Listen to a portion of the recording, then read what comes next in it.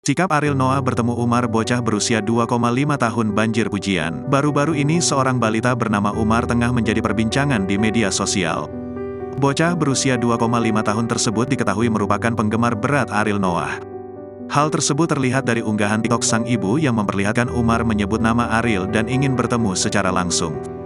Video tersebut pun viral hingga akhirnya keinginan Umar benar-benar terwujud. Bocah tersebut berhasil bertemu dengan idolanya. Umar diketahui mulai menjadi penggemar Ariel Noah sejak sang ayah meninggal dunia 5 bulan lalu.